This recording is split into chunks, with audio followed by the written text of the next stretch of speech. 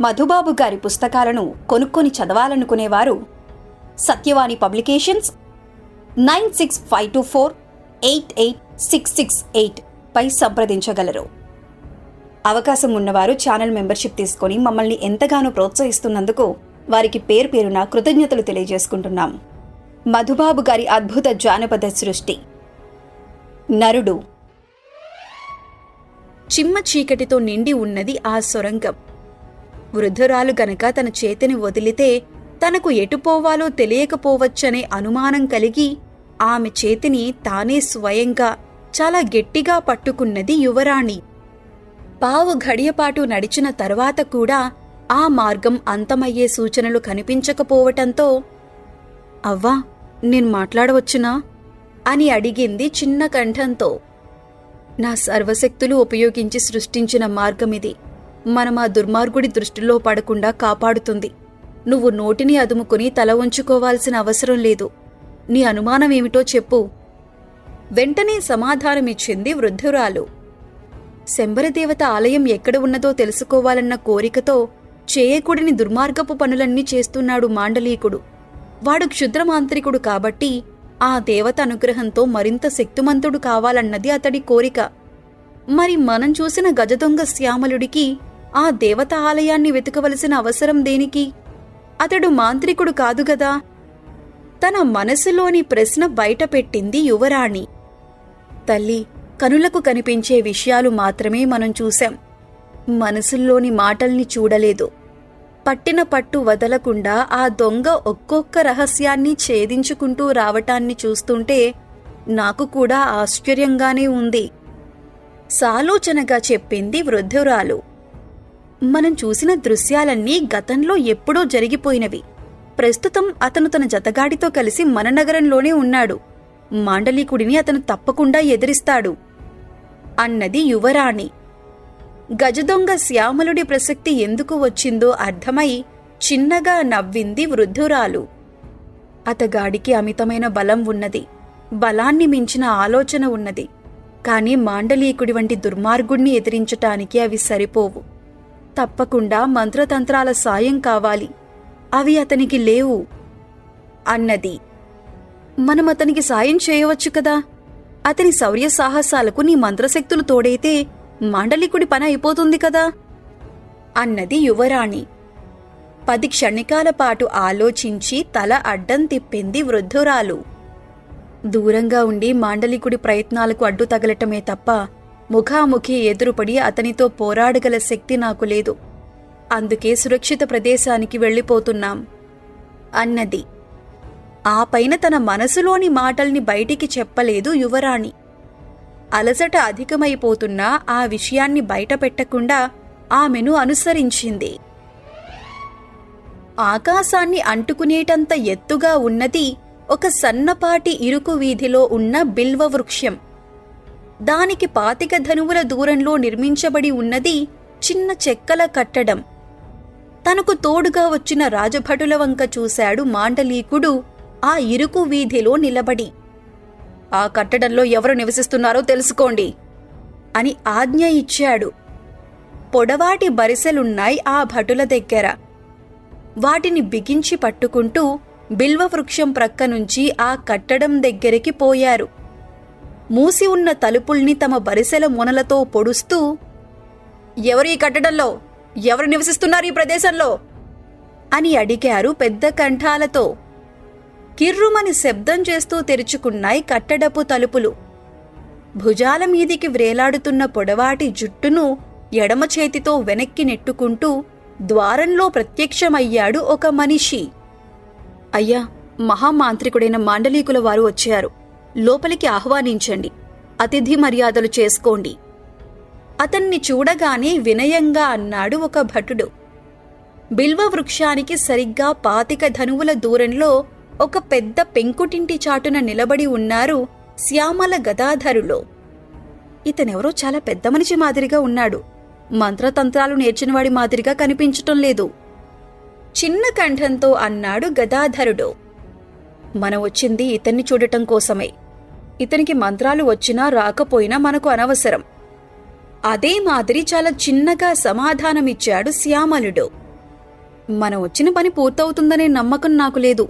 ఈ మాండలికుడు ఏదో చెత్తవాగుడు వాగుతాడు, అతనికి కోపం వస్తుంది. అతను ఏదో మొండి సమాధానం చెబుతాడు. ఈ మాండలికుడు అతన్ని కుక్కగానో నక్కగానో మార్చి అవతలికి పోతాడు అన్నాడు గదాధరుడు. నీకీ మధ్య భవిష్యత్తు బాగా తెలిసినట్లు మాట్లాడ్డం బాగా అలవాటయింది. నోరు మూసుకొని ఏం జరుగుతుందో చూడు విసుగు నిండిన కంఠంతో హెచ్చరించాడు శ్యామలుడు. మాండలీకుల వారు వచ్చారా? అయ్యయ్యో, వీధిలోనే నిలబడి ఉన్నారా? ఏరి, ఎక్కడా? భటుడి మాటలు వినగానే ఆదరాబాతరాగా ఇంటిలోనించి బయటికి వచ్చాడు ఆ మనిషి. బిల్వవృక్షం వైపే చూస్తూ నిలబడి ఉన్నాడు మాండలీకుడు. పెద్ద పెద్ద అడుగులు వేస్తూ తన దగ్గరికి వచ్చిన ఆ మనిషిని ఆపాదమస్తకం పరిశీలించి చూశాడు. తన శిష్యుడు అనుమానపడినట్లు తమకు ప్రత్యర్థి కాగల లక్షణాలు అతనిలో కనిపించటం లేదని తెలిసిపోయిందతనికి.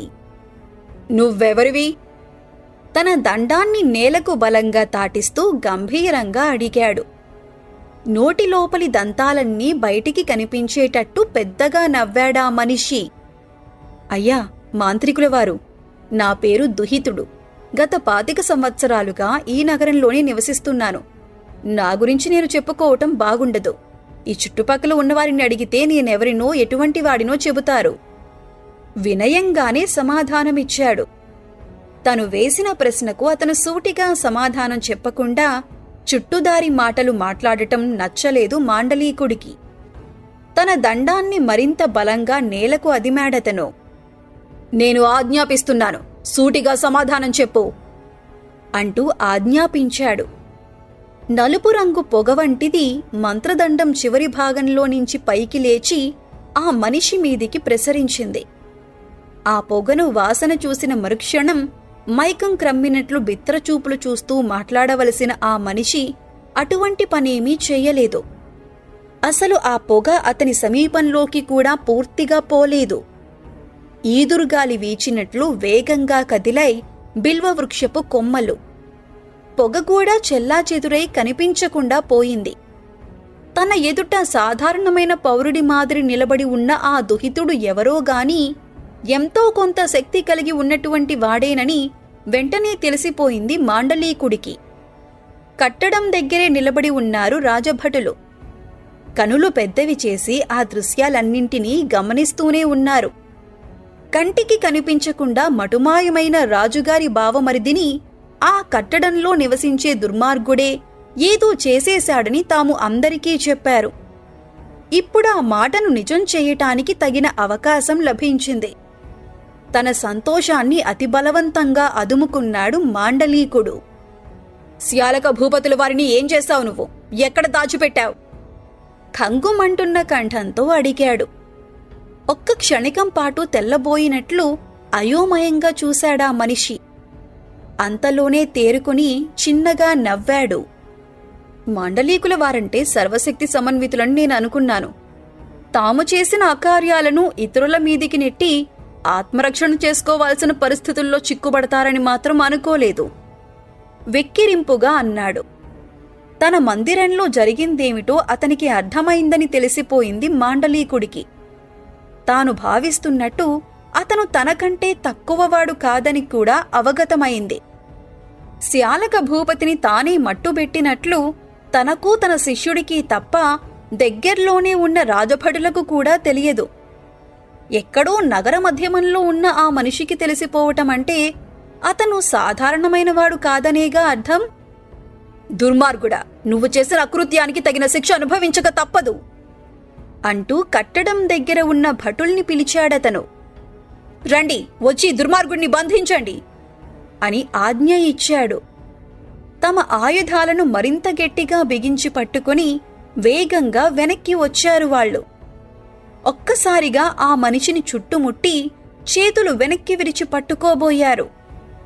మరోసారి కదిలై బిల్వవృక్షపు కొమ్మలు. కంటికి కనిపించని రాక్షస హస్తమేదో ఒకేసారి అందరినీ పట్టుకుని పైకి లేపినట్లు గాలిలోకి లేచారు వారందరూ. ఆలస్యం చేస్తే వారి ప్రాణాలు పోతాయని తెలిసిపోయింది మాండలీకుడికి. తన దండాన్ని పైకెత్తి పెద్ద కంఠంతో ఒక మంత్రాన్ని చదివాడు. గాలిలోకి లేచిన భటులు గాలిలోనే ఉండిపోయారు. తీరికగా నిలబడి ఉన్న దుహితుడు మాత్రం ఎవరో బలంగా నెట్టినట్లు వెల్లకిలా పడిపోయాడు. అతను క్రింద పడిపోయిన వెంటనే గాలిలో ఉన్న భటులకు ప్రమాదం తప్పిపోతుందని ఆశించాడు మాండలీకుడు. అతను ఆశించినట్లు జరగలేదు. వడిసెలలో నుంచి విసిరివేయబడిన రాళ్ల మాదిరి వేగంగా నేలకేసి దూసుకువచ్చారు భటులందరూ. బలంగా నేలకు పొడుచుకున్నాయి వారి తలలు. ఆ అదటుకు కుండ పెంకుల మాదిరి ముక్కలు చెక్కలైపోయాయి. ఎర్రటి రక్తం వెల్లువలా బయటికి వస్తుండగా కనులు తేలవేసి ప్రాణాలు పోగొట్టుకున్నారు. మంత్రదండాన్ని పట్టుకుని నిలబడి ఉన్న మాండలీకుడికి మతిపోయినంత పనయింది. తాను ప్రయోగించిన మంత్రశక్తిని తట్టుకోలేక వెల్లకిలా పడిపోయిన ఆ మనిషి ఒకేసారి 10 మంది భటుల ప్రాణాల్ని ఎలా తీయగలిగాడు? పళ్ళు బిగించి మరోసారి తన దండాన్ని గాలిలో ఊపాడతను. అంతకుముందు మాదిరిగానే బయటికి వచ్చింది నల్లటి పొగ. అతి వేగంగా పోయి క్రింది నుంచి లేస్తున్న దుహితుడిని చుట్టుముట్టక ముందే రివ్వున క్రిందికి వాలై 2 బిల్వ వృక్షపు కొమ్మలు మాండలీకుడి నడుమును గట్టిగా పట్టుకుని గాలిలోకి లేపాయి. చెమటలు ప్రత్యక్షమయ్యాయి అతని ముఖం మీద. నన్ను మించిన మొనగాడు ఈ చుట్టుపట్ల ఎవరూ లేడని గర్వించాను. నా కళ్ల ముందే ఒకడు ఉన్నట్లు గమనించలేకపోయాను. ఎందుకిలా జరుగుతోంది? తనలో తాను అనుకుంటూ కరాళి కరాళి అని బిగ్గరగా అరిచాడు. నల్లటి పట్టు వస్త్రంలా మెరిసిపోతూ చిన్నపాటి ముళ్ళు తునక మాదిరి అతని ఎదుట ప్రత్యక్షమైంది కరాళి. ఏమిటిది? ఏమిటి నాకీ అవమానం? జీరపడిన కంఠంతో అడిగాడు మాండలీకుడు. మాయమైపోయిన శంబరదేవత ఆలయం ఎక్కడ ఉన్నదో తెలుసుకోవటానికి ప్రయత్నిస్తున్నది నువ్వొక్కడివే కాదు. ఈ దుహితుడు కూడా ఎన్నో తరాల నుంచి అదే పని మీద ఉన్నాడు. ఇతన్ని జయించటం నీకు చేత కాదని నా అనుమానం. తడబాటనేది కనిపించని కంఠంతో చెప్పింది కరాళి. ఈ సంగతి నువ్వు నాకు ముందే ఎందుకు చెప్పలేదు? కోపంగా అడిగాడు మాండలీకుడు. నువ్వు అడగలేదు. నిన్ను మించినవాడు వేరే ఎవరు ఉండరనే అహంకారం చెప్పింది కరాళి. ఈ వృక్షమేమిటి? ఎందుకిలా రెచ్చిపోతున్నది? తనను పట్టుకున్న కొమ్మల్ని చూపిస్తూ అడిగాడు మాండలీకుడు. బహుశా ఇది దుహితుడికి రక్షణగా ఉండే మంత్రవృక్షమై ఉండవచ్చు. అతన్ని నాశనం చేసిన వెంటనే ఇది కూడా శక్తిని కోల్పోయే ఏర్పాటు జరిగి ఉంటుంది అన్నది కరాళి. అయితే ఆలస్యం దేనికి? అతని ఆయువును పీల్చే, భూమిలోకి అణగద్రొక్కే అన్నాడు మాండలీకుడు. మబ్బు తునక మాదిరి ఉన్న కరాళి కాస్త మదగజం మాదిరి మరింత పెద్దదైపోయింది. రివ్వున పోయి చెట్టు క్రింద నిలబడి ఉన్న దుహితుడి నెత్తిమీద కొండరాయి మాదిరి పడింది. మరోసారి వెల్లికిలా పడిపోవాల్సిన ఆ మంత్రవాది అలా తల్లక్రిందులు కాలేదు. కనుల్ని పైకెత్తి భీకరంగా నవ్వాడు. అతని శిరస్సు మీద పడబోతున్న కరాళి చుట్టూ చేపల వల మాదిరి చుట్టుకున్నాయి బిల్వవృక్షపు కొమ్మలు. మాండలీక మాండలీక, మహాశక్తివంతమైన వృక్షమిది. ఈ దుహితుడి మంత్రబలమంతా ఈ వృక్షంలోనే కేంద్రీకరించబడి ఉంది. ఇతన్ని జయించాలంటే ముందుగా ఈ చెట్టును నాశనం చెయ్యాలి బిగ్గరగా అరిచింది కరాళి. అయితే ఆలస్యం దేనికి? ఆ పని చేసి చూపించు. తాను కూడా పెద్దగానే అరిచాడు మాండలీకుడు. అరవటమైతే అరిచాడు గాని తాను ఆశించినట్లు కరాళి ఆ చెట్టును ఏమీ చెయ్యలేకపోతున్నదని వెంటనే అర్థమైందతనికి. గిలగిలా కొట్టుకుంటున్నది ఆ క్షుద్రశక్తి. హూంకారం చేసి ఆ కొమ్మల మధ్యలో నుంచి తప్పించుకున్నది. తప్పించుకున్న వెంటనే మటుమాయమైపోయింది. తనకు అంత్య సమయం ఆసన్నమైనట్లు తెలిసిపోయింది మాండలీకుడికి. చెట్టు క్రింద ఉన్న దుహితుడు విజయగర్వంతో బిగ్గరగా నవ్వటం కనిపించిందతనికి. శంబరదేవత ఆలయాన్ని నేను మాత్రమే చూస్తాను. ఆ తల్లి ఆశీస్సులు నాకొక్కడికి మాత్రమే లభిస్తాయి. నీ ప్రయత్నాలన్నీ వృధా అయిపోవాల్సిందే అంటూ 2 చేతులను గాలిలోకెత్తాడు దుహితుడు. సహాయం చేస్తుందని అనుకున్న కరాళి మటుమాయమైపోయేసరికి మతిపోయినంత పనయింది మాండలీకుడికి. ఆ సమయంలో చటుక్కున గుర్తుకు వచ్చాడు అతనికి తన శిష్యుడు. కరాళి విగ్రహం ఉన్న మందిరంలోని మందసంలో నుంచి బయటికి తీసుకురమ్మని చెప్పిన తాళపత్ర గ్రంథం కనుల ముందు మెదిలింది. మందసాన్ని మామూలు మనుష్యులెవరూ తెరవలేరు. దమ్ము, ధైర్యం, తెలివితేటలు కలిగిన వారి వల్లనే సాధ్యమవుతుందా పని. తన శిష్యుడికి ఆ లక్షణాలు ఉండి ఉంటే ఆ గ్రంథాన్ని తీసుకుని అక్కడికి వచ్చేస్తూ ఉండాలి. అతను రాగలిగితే తాను ప్రమాదం నుంచి బయటపడేందుకు అవకాశం ఉంటుంది. ఒరే శిష్యుడా, త్వరగా వచ్చేయ్! శరీరంలోని శక్తినంతా కూడదీసుకుంటూ బిగ్గరగా అరిచాడతను.